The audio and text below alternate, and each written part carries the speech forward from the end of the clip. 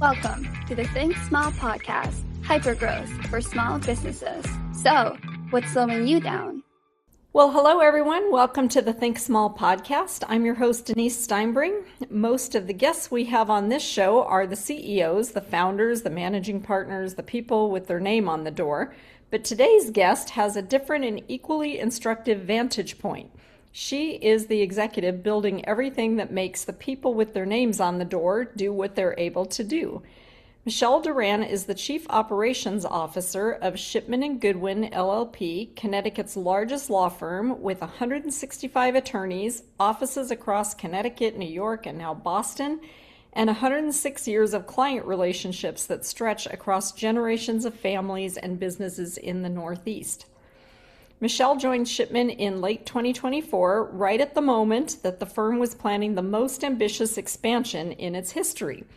In November 2025, Shipman absorbed 17 attorneys and 15 staff from Tarlow, Breed, Hart, and Rogers, establishing a brand new office in Boston. In April of this year, literally a month ago, as we first started talking, the 5 final attorneys from that combination joined, completing the integration.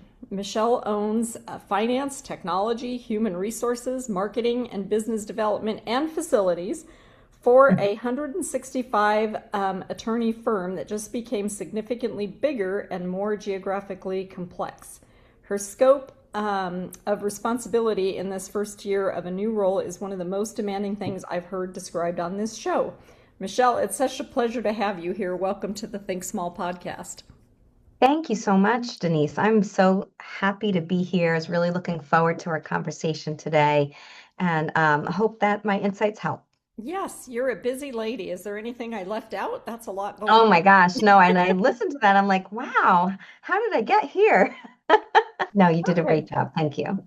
All right. Well, before we get into the big questions around the firm, I want the audience to better understand the career that built up to this. You've spent 25 years in law firm operations, from an AM Law 100 international firm to regional Connecticut firms to the Research Triangle in North Carolina and now Shipman. So walk us through that arc and what kept pulling you deeper into this one specific world. Well, I started out my career in human resources as human resource director of a law firm. And from there, really, the operations just started to grow under my umbrella. And I find it fascinating, um, problem solving for the business, and using that through all the people resources that we have. So talent acquisition, and then deploying the talent, and then developing them. So it really kind of is a natural progression. Having experience at the different size firms really allowed me to fine tune my contributions, because I can see it from different perspectives and different sizes, and even down to different resources that you have to deploy. So I feel like landing at Shipman was really the perfect time, because they were in a growth period. So I could take my larger firm experience and bring some of those best practices to a firm that was already very strong operationally. So it was really just a good match, and really leaning on the experience at different firms that brought me to where I am today. What would you say to people that maybe have never thought about the luxury of a COO, right? Is it a luxury or is it a necessity? How big do you need to be before you think about bringing on a level, an executive at that level, from your experience, having been through small, medium, and large firms? I think it's really important to identify where you are in your own growth pattern. And if the CEO or the board of directors really wants to focus on growth and strategy, bringing in a COO at that time. So I don't even think it matters the size that you are or the revenue that you are. It's about what your priorities are in strategy. And if you're focusing, if your key leaders are focusing on the strategy, bringing in a COO who also is focused on strategy, but also juggling the operations, is really a good time to consider it. If you want, if the CEO wants 90% of their time to be on strategy or networking or client building, having a COO is a really a smart move because they're going to take care of your talent and your team development as well as your operations. I see. That's very good advice. Well, let's see. You joined them in late 2024, and within months, you were in the middle of the largest expansion in the firm's 106-year history, as we talked about, absorbing 17 attorneys and 15 staff from Tarlow Breed in November, building this new office in Boston, and then completing the integration with the final 5 attorneys. So most COOs get at least a runway to learn the organization before they start making big changes, but you really didn't get that. So walk us through what it actually took to integrate the two firms, build a new office culture from scratch, onboard 32 new people while simultaneously still learning the new organization yourself. So what breaks first when you're running faster than the playbook allows? Oh man, you are not kidding. This was such a tremendous opportunity for me and the firm, but it was all backwards. So I'm now playing catch up on a lot of the COO initiatives I normally would do coming into a firm. But that's actually back to our last question, a great example of bringing in a COO at the right time. So the firm, has gone through different iterations of the what I call executive leadership team, and they just really kind of came back to the COO model. And so I was their first true COO for a long period of time. And it was perfect timing because I really helped with the merger and the deal and bringing the two firms together, bringing, marrying the personalities and helping get the deal done, working through the negotiation. At the same time, I was assessing both their operations, their staff, our operations, our staff, and I had a fresh eye, had a fresh look at even the legacy Shipman folks. And so it was a really great opportunity to look at something almost as a consultant, an outsider coming in and viewing how we could proceed together as one unit and one firm.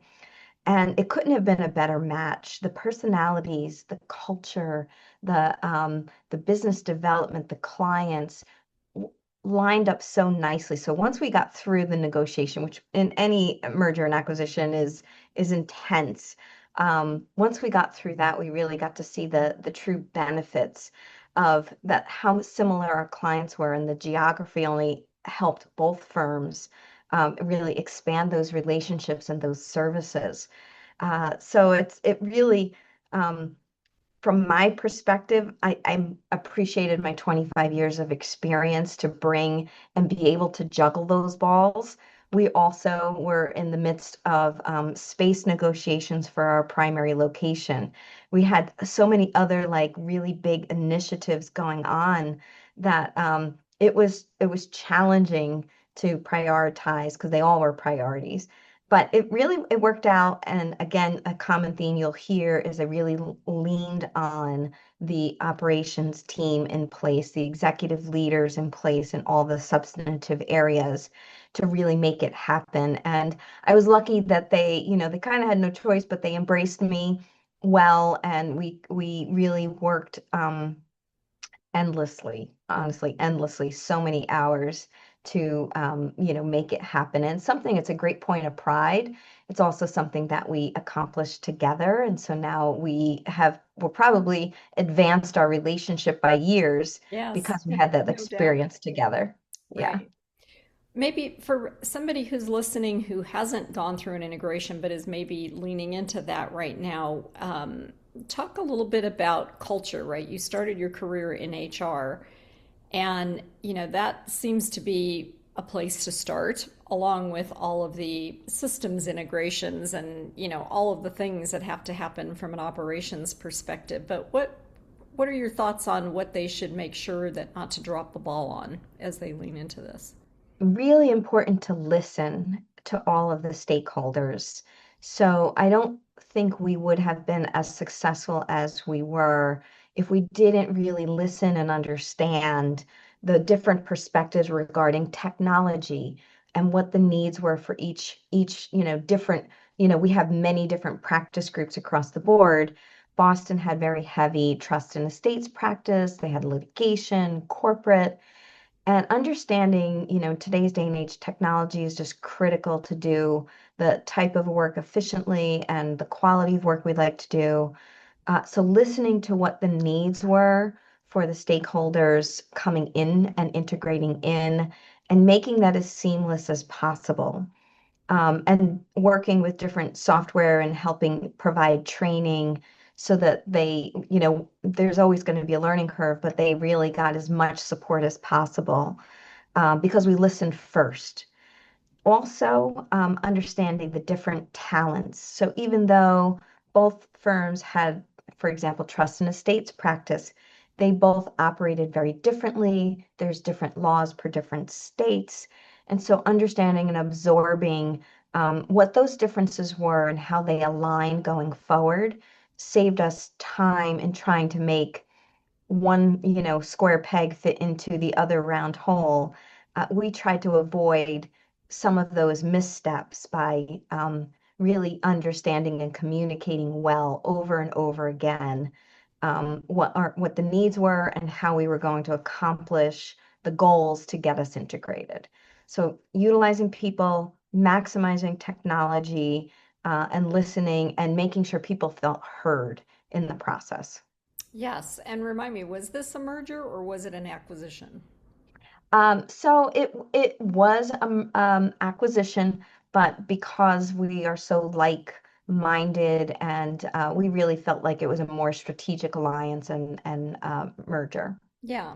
And so I think that becomes even more important, right? Because the company that's getting acquired always thinks they're not going to get a seat at the table or that their voice Exactly. won't be heard. And so I think your point about listening is an excellent one because you want people to integrate seamlessly and, having those voices be heard, I think probably attributed a lot to your success. And having a party who is kind of the facilitator on both sides, because not only the acquired firm, but also the legacy firm thinks it should just be one way, or this is how it's always done, or this is the best way. And kind of having a facilitator look at all the different opportunities and the best path forward is something that's really well worth being investing in, so that it is 2 + 2 = 5. Yes, exactly. All right. Well, so you just done absorbing this 30-year-old Boston law firm, and the attorneys who joined Shipman built their careers and their client relationships at Tarlow, Breed, Hart, and Rogers. They didn't join Ship because they wanted to become different lawyers. They joined because it offered the best path to keep serving their clients with more resources. Your job is to make those attorneys feel like they made the right decision and to make the attorneys who have been at Shipman for 20 or 30 years feel like the firm they love is still the firm they love. Yeah. So, talk a little bit more about the culture integration. What's going well? Maybe what was something that was a surprise, maybe a good surprise, and Yeah. what are the early warning signs that it's quietly starting to break down before anyone says it out loud? Or maybe you haven't had that experience, but I'm Yeah. sure you've seen it in other parts of your career. So many parts of that answer. I actually, this is where I love talking about the cultural integration and really being intentional on making sure that the connections that needed to be made were made. And so we started very early, even before the merger. We got practice groups, like-minded practice groups together. We went through client lists. We looked at where there were synergies. We looked at where there were opportunities to provide new services. But we started social. So just having people get to know each other is one aspect of what we did. Behind the scenes, we also, on the management team side, so the managing partners from the legacy firm, the managing partners from the new firms, myself, some of the executive administrative teams would meet weekly, and we still do. We meet weekly for months, just checking in. How are things going? What's not going well? What's going well? A lot of the integration really revolved around the technology changes. And, we work on a billable hour metric, and that's how we build our revenue. And minimizing losing time to training and technology curves that was the challenge. And I think that's the challenge in every merger and acquisition. So I guess maybe several pieces of it. Social events, bringing practice groups together, and then expanding that to cross practice group, integration and knowledge sharing, client building. We've done retreats. We've had pilgrimages to Boston to, come down upon their office and get to know each other, talk about files, talk about areas of business that neither of us have ventured into yet. So just lots of brainstorming, lots of you know expanding on what already exists. Then a second piece is intentional behind the scenes management, checklists and integration, um, points of and metrics, looking at the data, what has trailed off, what has expanded, where are doing a SWOT analysis, where are new opportunities. Um, uh, so that's another piece of it. And then the ongoing collaboration. People like each other, and so it's really been very natural. We just had our client opening event in Boston. We had over 300 people attend, and it was just brought all of us great joy to see the energy in the room. The clients were just thrilled to meet us on both sides. So it was a really celebratory moment. But none of that would have been as successful if we weren't really intentional. We kept the lines of communication open, and we somewhat forced the planned meetings, social meetings, collaboration meetings, brainstorming. But it had to be very well planned and executed. And somebody had to be the task manager Sure. on that project. And it is ongoing. We expect that those activities will continue throughout the year. Yeah. I think one of the key words that you said there is communications, right? Because without clear directives and everybody understanding where you are in that integration journey, people tend to make things up, right? And Yes. so, maybe share a little bit about your communication strategy. Who's responsible for that? What's the frequency? What's the topics that you're covering to make sure that everybody is on the same page as you go through this integration? Right. And I'd say it was a twofold and is a twofold responsibility. It falls on myself to make sure the meetings are scheduled and attended, and our head of marketing on the legal side really has done an incredible job. We've done more practice group retreats, so we're breaking it down everybody into smaller groups and getting off-site so people have time to spend together, having very substantive agendas and topics, from leadership development to client development to just getting to know each other.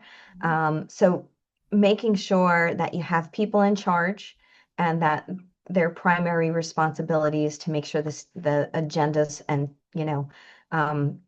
communications stay on track. Mhm. And, again, being the taskmaster and like, okay, if this time doesn't work for everybody, let's get a new time. Mhm. And managing many busy schedules, we call them managing partners, but basically the CEO of the firm, the chair of the management committee members, all are incredibly busy. So it's a challenge, but they all understand the purpose and are on board with a little help. Great. Well, you now own marketing and business development for this firm that just became a player in the Boston market, where Shipman has 106 years of brand equity in Connecticut and approximately zero name recognition yet in Massachusetts. And you're competing against some big firms in that area. And those, Yeah. the acquiring company has relationships there, but the brand so far does not. So how do you build market credibility and brand awareness in a new geography when the thing that makes your firm great, which is depth of client relationships and generational continuity, right, Yeah, takes decades to earn. it does. How do you go about that? One of the things we really loved about Tarlow Breed is they were really good marketers and business developers. And in Boston, 30 plus years is not a long time, but they had built a wonderful reputation in the market. And they just really were very savvy. I mean, and this goes to your, small business audiences. They have to be nimble. They have to be out there working hard to get clients and making sure clients are happy because that's their bread and butter. Sure. And that was one of the reasons we really loved them in the Boston market. Also, the legal industry is an incredibly tight-knit community, and acquiring an office in Boston of 22 attorneys total now is a big splash. And so that is going to, go a long way. That, it's not only an acquisition, but it's an acquisition of a very strong, this was a thriving business. This was succession plan for this business, so it wasn't a declining market, which also is a differentiator in the acquisition. So it was a thriving business, great revenue, great metrics, great business development, and great clients. And then we have an incredible reputation in the Northeast market, the Connecticut market, but also a little bit in Massachusetts. So we, in particular, represent a lot of independent schools, colleges, universities.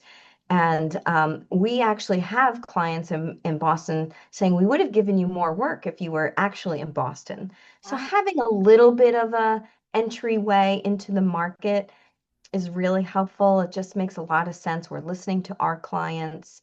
And one of the reasons we wanted to be in Boston, we also very strong in the healthcare industry.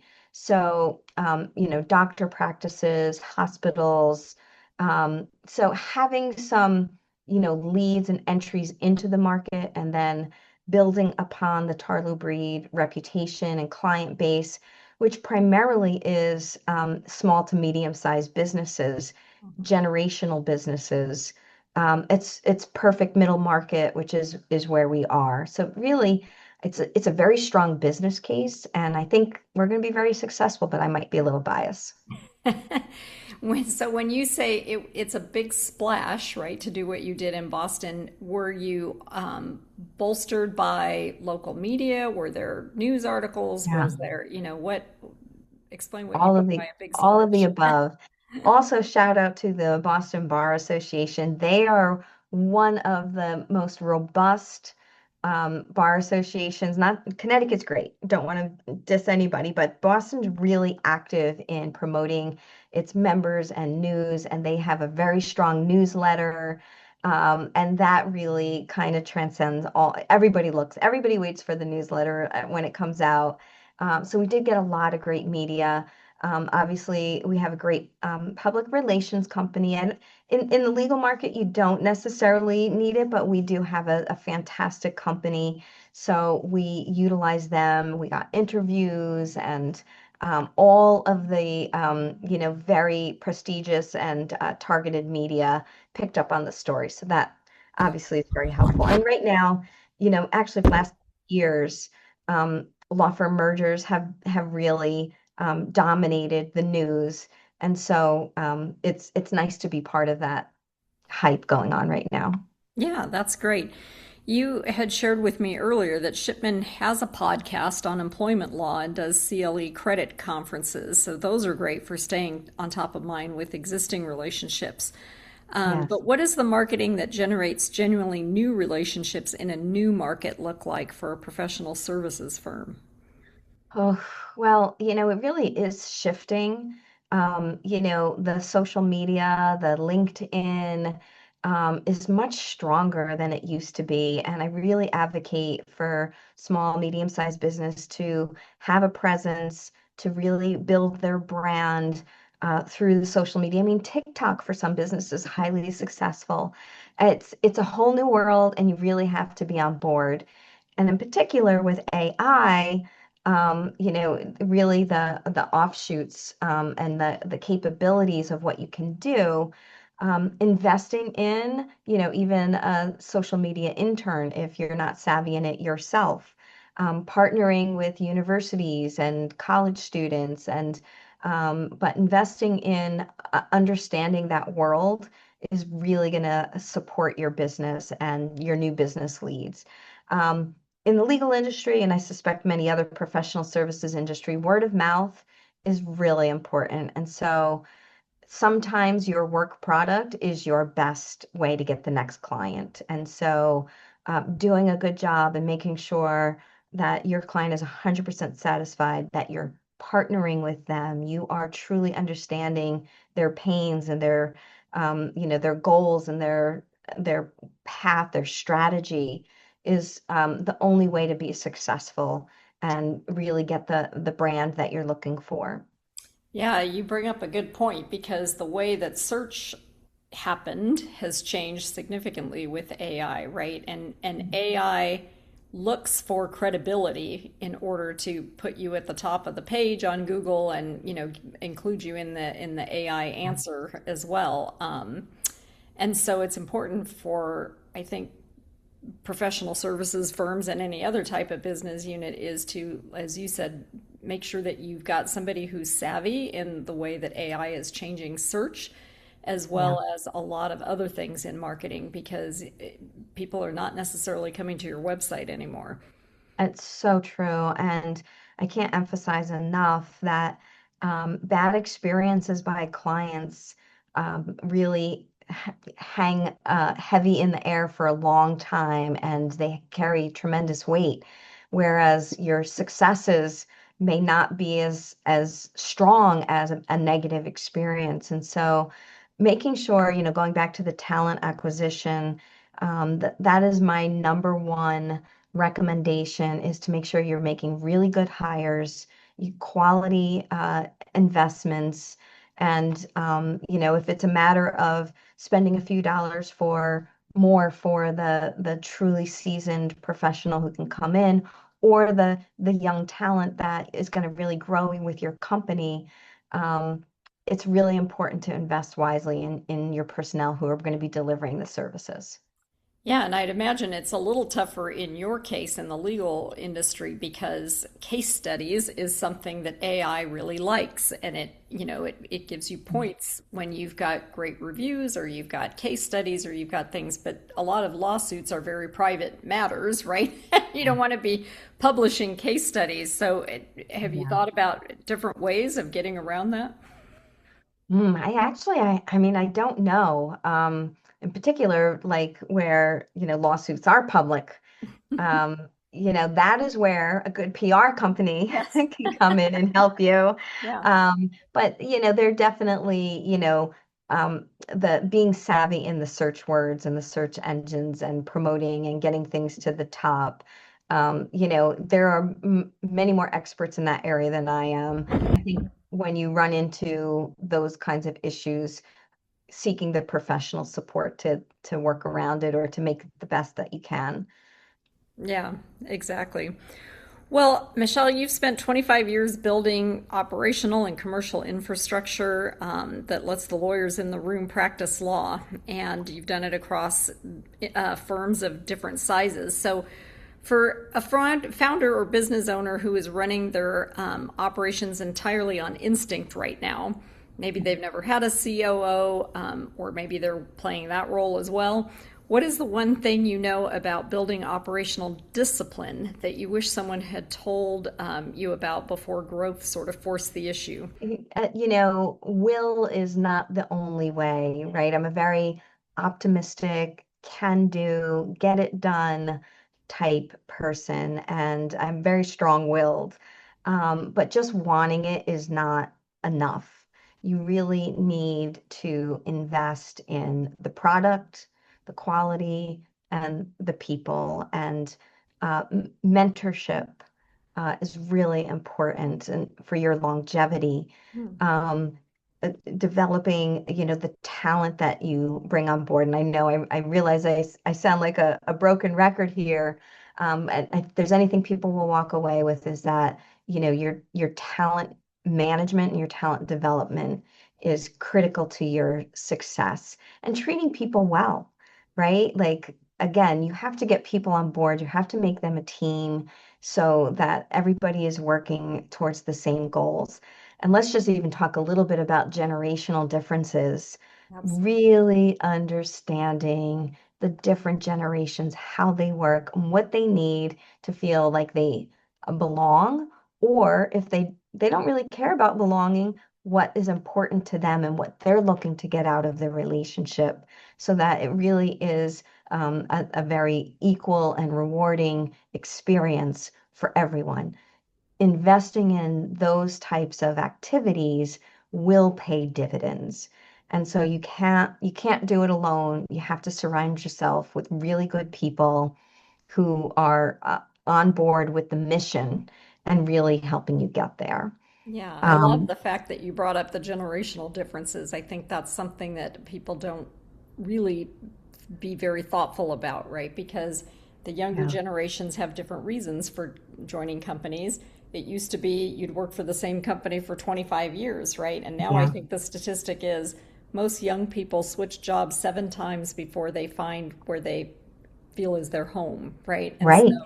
you want to be paying attention to your hiring, as you've previously mentioned, because you're Yeah. investing a lot of time in training and education and culture and integrating with teams and things like that. So you don't want that person to walk out the door after 1 or 2 years. Right. And it's interesting. So I'll mention a podcast I recently listened to. It's a bit of optimism, is the podcast. And I can't remember the name of the title of it, but there's a generational um, podcast that just came out recently. And it's really fascinating because of AI and technology. And just as you said, the 30-year commitment to a job. But now the newest generation is really about the gig. Yes. Most people will have 2 or 3 gigs going on. They don't want to commit to any one company. Hmm. And so you got to figure out how to really maximize those opportunities. Are a large part of our workforce. Hmm. And just really, again, seeking to understand them is going to go a long way how you can utilize them in your business.